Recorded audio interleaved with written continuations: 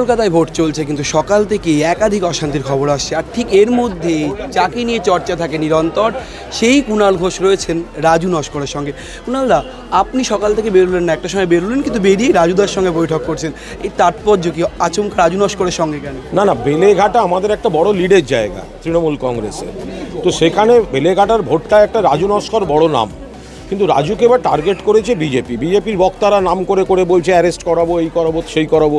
তো আমার রাজনৈতিক সহকর্মী, আমার মনে হয়েছে সেই জায়গায় আসা একবার, এটা তো আমাদের একটা নৈতিক কর্তব্য। যাকে বিরোধীরা নাম করে করে অ্যারেস্ট করাবো বলাচ্ছে, তো তার পাশে থাকবো না। এবং তার সঙ্গে এত যারা রয়েছেন বিভিন্ন অনুষ্ঠানে এনাদের সঙ্গে দেখা হয়, ফলে এদেরকে যাতে কেউ মিথ্যা মামলায়, মিথ্যা অভিযোগে জড়িত করতে না পারে, তো সেগুলো আমরা সবাই, আপনারা তো দেখছেন, ওর কোনো গণ্ডগোলে জড়িত না। এবার ভোট তো গণতান্ত্রিকভাবে যে পদ্ধতিতে ভোট হয়, ভোট হচ্ছে, কিন্তু এখানে অন্য কোনো বিতর্কের কোনো অবকাশ নেই।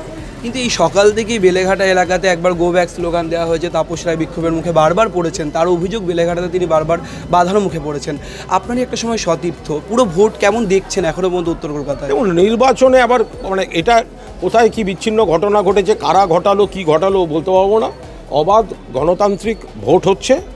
আমাদের যারা ভোট করান মানে আমি বলতে চাইছি যে যারা ভোটারের সঙ্গে যোগাযোগ করে বা ভোট দিতে যাওয়ার অনুরোধ করা, ভোটার স্লিপ দেয়, ইত্যাদি ইত্যাদি, সেই মেশিনারিটা পুরোটা কাজ করছে।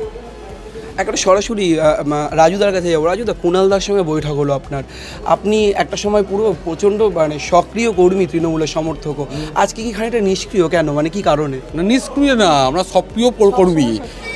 সবসময় আমরা ফরম্যাটটা বদলেছি, ব্যাপারটা বুঝুন। আগে যেটা আমরা ফিজিক্যালি গিয়ে নির্বাচন করতাম, এখন আমাদের হোয়াটসঅ্যাপ, ফেসবুকে নির্বাচন হয়ে যাচ্ছে। ব্যাপারটা আপনারা বুঝবেন। আর আপনারা সাক্ষী, আমরা যে এখানে এসে দাঁড়িয়ে মমতা ব্যানার্জির পক্ষে ও মমতা ব্যানার্জিকে স্মরণ করে আমরা ভোটটা করে, আর মানুষ মমতা ব্যানার্জি, অভিষেক বন্দ্যোপাধ্যায়কে দেখে ভোটটা করবে, ভোটটা দেবে রীতিমতন। মানুষ যা ভোট দেবার, মানুষ মাইন্ড সেট আপ করে নিয়েছে কাকে ভোট দেবে। মানে বেলেঘাটা অশান্ত হওয়ার কোনো রকম কোনো সম্ভাবনা নেই? বেলেঘাটা কোনোদিনও অশান্ত ছিল না। সেটা আমাদের প্রতিপক্ষরা, অন্যরা তারা করবে। গোটাটার সঙ্গে রাজু নস্কর এবং তার গোটা টিমের কোনো গণ্ডগোলের সঙ্গে সম্পর্ক নেই। শুভেন্দু আপনাকে একটা সময় হুমকির সুরে হুঁশিয়ারি দিয়েছিল, আপনাকে তুলিয়ে নেবে, পুলিশ দিয়ে করবে। কি বলবেন আজকে ভোটের দিন তো আপনি যথেষ্ট শান্ত, সেইভাবে কোনো অভিযোগ আপনার বিরুদ্ধে নেই এখনো পর্যন্ত? না, ব্যাপারটা দেখুন, বিরোধী উনি যে যা ইচ্ছা বলতে পারে, ঠিক আছে, আমাদের কাজ আমরা করব। এইটুখানি আপনাকে বলতে পারি যে ভোট যেটা যা পক্ষ মানুষের যা মাইন্ডে সেট আপ করেছে সেইভাবে ভোট হচ্ছে। আর ভোট যেভাবে হোক মমতা ব্যানার্জি আর অভিষেক বন্দ্যোপাধ্যায়ের পক্ষে পড়ছে।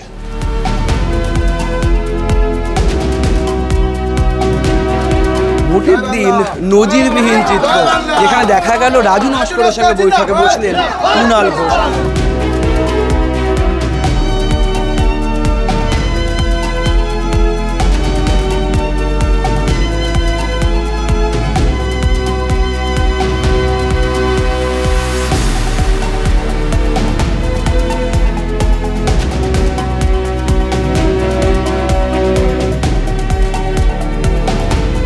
কি আলোচনা হলো, তার কি ফল হবে সেটা দেখা যাবে। নির্বাচনের যে ফলাফল বেরোবে 4 জুন, সেদিন স্পষ্ট হবে আসলে রাজু নস্করের সঙ্গে এই বৈঠকের পর তার কোনো প্রভাব তাপস রায়ের দিকে পড়বে নাকি সুদীপ বন্দ্যোপাধ্যায়ের দিকে পড়তে চলেছে।